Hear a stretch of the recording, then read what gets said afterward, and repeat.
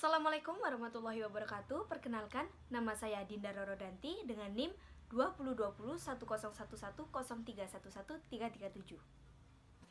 Perkenalkan, nama saya Siva Sabitra Alfit dengan NIM 2020 1011 0311 285 Fakultas Hukum Universitas Muhammadiyah Malang. Di sini kami akan menjelaskan sedikit mengenai kejahatan terhadap harta benda. Kejahatan terhadap harta benda merupakan suatu penyerangan terhadap kepentingan hukum orang atau benda milik orang lain dengan melawan hukum.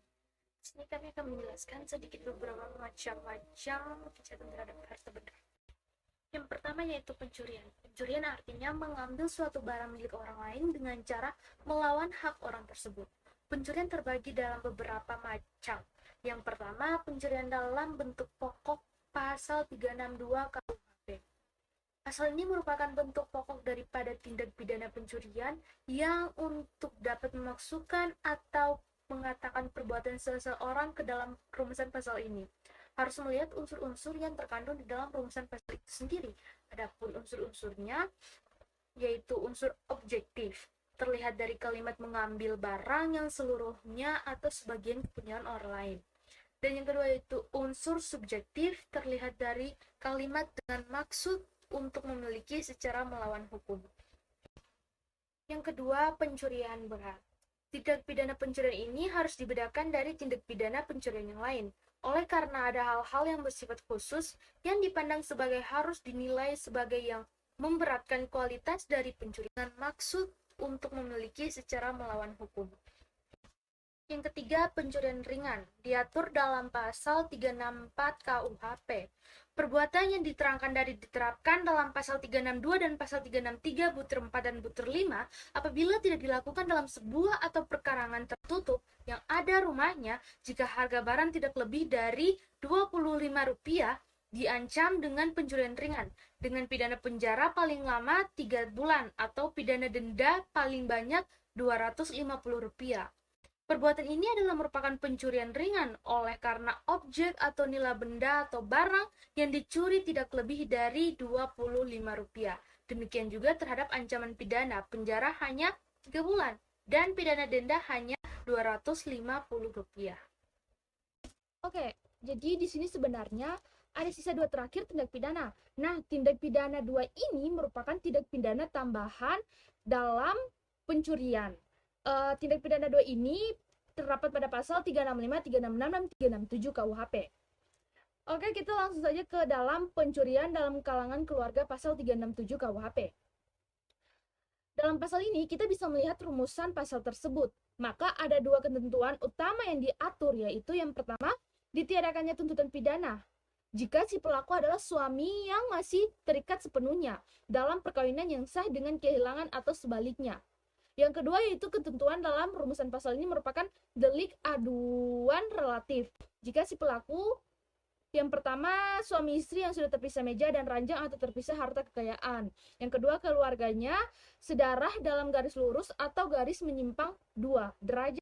Yang ketiga yaitu keluarga semenda dalam garis lurus atau menyimpang 2 derajat.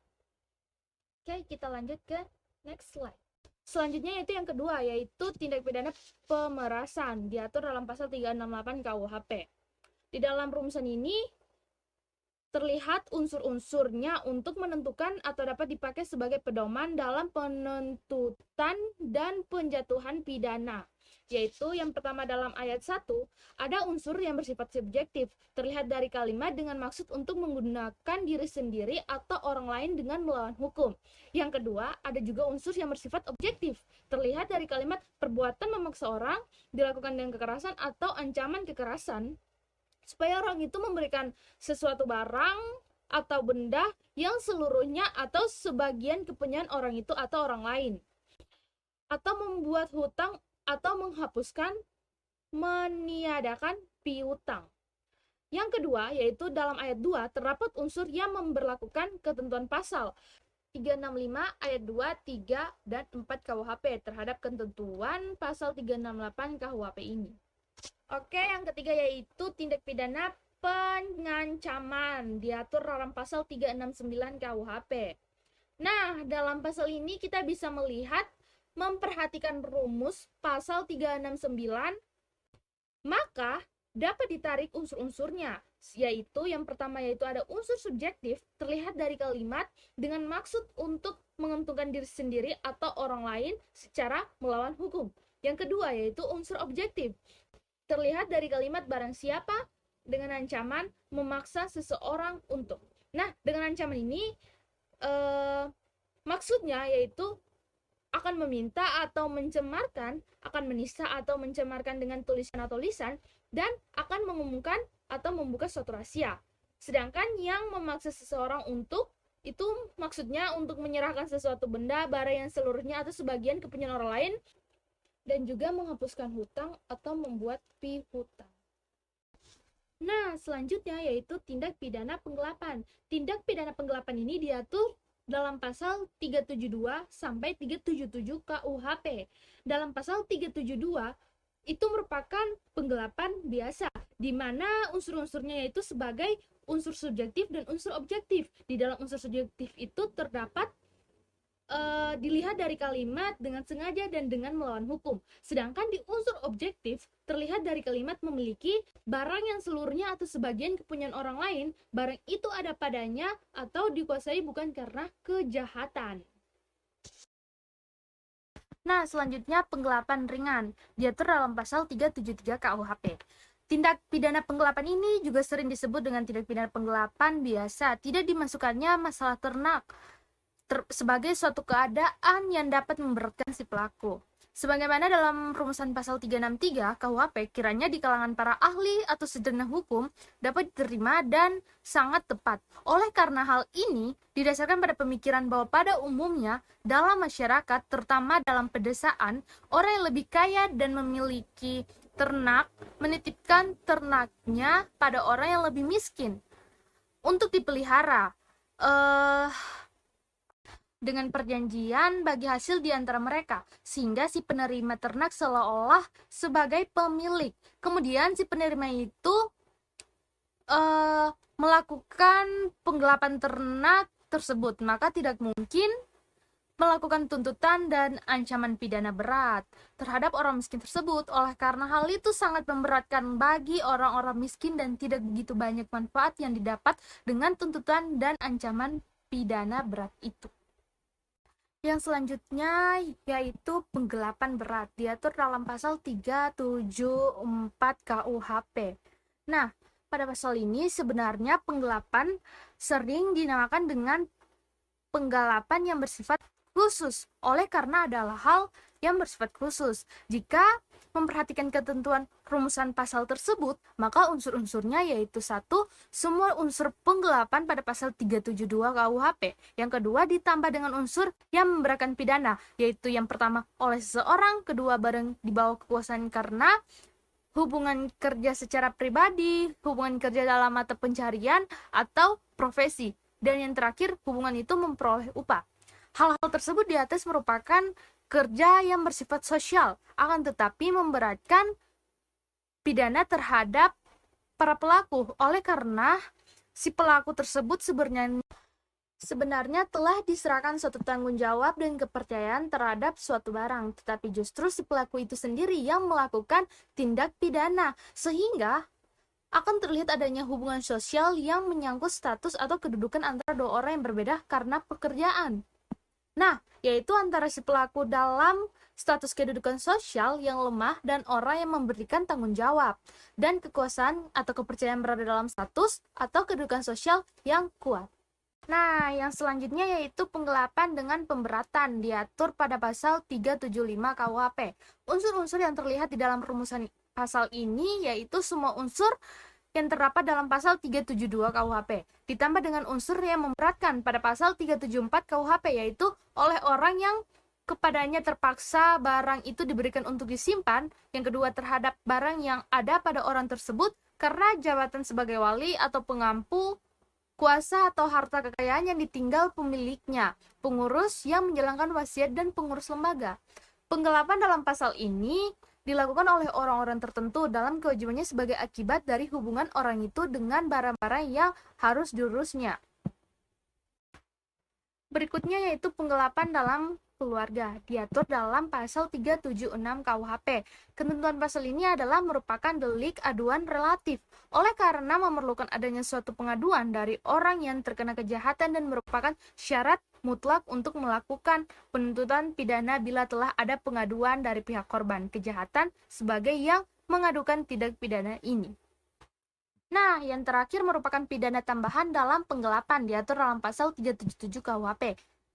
Dalam pidana tambahan berupa pengumuman putusan hakim itu dirumuskan dalam pasal 10 huruf B angka 3 KUHP itu dengan tujuan-tujuan tertentu. Mempunyai maksud adalah agar putusan yang bersifat penjatuhan pidana bagi seseorang terpidana menjadi putusan yang diketuai oleh secara lebih luas. Penadahan. Tindak pidana penadahan dapat kita temukan dasar hukumnya dalam pasal 480 KUHP. Seseorang dinyatakan sebagai penada jika memenuhi unsur-unsur dalam pasal 480 KUHP. Yang pertama, terdapat unsur objektif. Membeli, menyewa, menukar, menerima gadai, menerima sebagian hadiah. Untuk mendapatkan keuntungan dan hasil penjualan suatu barang, menjual, menyewakan, menukarkan, membawa, menyimpan, dan menyembunyikan. Unsur yang selanjutnya adalah unsur subjektif, yaitu yang diketahuinya atau patut disangkanya bahwa barang itu diperoleh karena kejahatan, dan yang menjadi perhatian adalah untuk dikatakan sebagai penada, barang tersebut harus bisa disangka diperoleh karena kejahatan. Berarti di sini seseorang pembeli dianggap telah mengetahui bahwa barang yang dijual dengan harga yang tidak wajar adalah barang yang berasal atau patut disangka berasal dari hasil pencurian atau karena kejahatan, dapat dikatakan sebagai penada karena memenuhi unsur pasal 480 KUHP. Berikutnya perihal pemalsuan. Pada Kitab Undang-Undang Hukum Pidana atau KUHP mengatur tindak pidana pemalsuan dalam beberapa jenis, yaitu sumpah palsu pada pasal 242, pemalsuan mata uang, uang kertas negara dan uang kertas bank pada pasal 244 sampai 252, pemalsuan materai dan cap atau merek pada pasal 253 sampai 262, pemalsuan surat pada pasal 263 sampai 276, laporan palsu dan pengaduan palsu pada pasal 220. Kali ini pembahasan saya akan saya fokuskan pada tafsir atas pemalsuan surat, terutama pada pasal 263. Pasal 263, jika diurai unsur-unsur berdasarkan teori hukum pidana, maka dapat dilihat dua unsur besarnya, yaitu unsur objektif dan unsur subjektif. Pasal ini mengindikasikan bahwa untuk dapat dikategorikan sebagai tindak pidana pemalsuan, maka unsur-unsur yang harus dipenuhi adalah barang siapa, surat palsu atau memuat sesuatu yang tidak benar, menimbulkan sesuatu, hak atau perihatan atau pembebasan hutang atau sebagai bukti, dengan maksud memakai atau menyuruh orang lain memakai, dapat menimbulkan kerugian, pidana maksimal 6 tahun. Ada dua syarat adanya seolah-olah surat asli dan tidak palsu dalam pasal 263 ayat 1 atau ayat 2 ialah: pertama, perkiraan adanya orang yang terperdaya terhadap surat itu, dan kedua, surat itu dibuat memang untuk memperdaya orang lain. Kerugian tersebut harus bisa diperhitungkan. Jika kerugian tidak diderita oleh para pihak, maka unsur ini tidak terpenuhi. Dalam pasal ini, pemalsuan surat harus dilakukan dengan sengaja atau dengan maksud dipergunakan sendiri atau menyuruh orang lain mempergunakan surat palsu tersebut yang seolah-olah asli. Penghancuran dan pengrusakan. Maksud dari penghancuran dan pengrusakan dalam hukum pidana adalah melakukan perbuatan terhadap barang orang lain secara merugikan tanpa mengambil barang itu, sebagaimana aturan-aturan yang telah ditetapkan dalam Kitab Undang-Undang Hukum Pidana pada pasal 406 KUHP. Masalah sanksi pidana bagi pelaku pengrusakan sarana umum ditinjau menurut hukum pidana, khususnya penerapan. Apabila unsur-unsur dalam tindak pidana ini diuraikan secara terperinci, maka unsur-unsur dalam tindak pidana ini adalah sebagai berikut. Yang pertama adalah unsur-unsur pada pasal 406 ayat 1 KUHP. Terdapat unsur-unsur objektif yang meliputi menghancurkan, merusak, membuat tidak dapat dipakai atau menghilangkan suatu barang dan yang seluruh atau sebagian milik orang lain. Unsur-unsur subjektif yang meliputi dengan sengaja dan melawan hukum. Unsur-unsur dalam pasal 406 ayat 2. Yang pertama adalah unsur objektif yang meliputi membunuh, merusak, membuat tidak dapat dipakai atau menghilangkan seekor hewan dan yang seluruh atau sebagian milik orang lain. unsur-unsur subjektif yang meliputi dengan sengaja dan secara melawan hukum. Sekian video mengenai tindakan pidana terhadap harta benda dari kami. Apabila banyak kurangnya kami memohon maaf. Wassalamualaikum warahmatullahi wabarakatuh.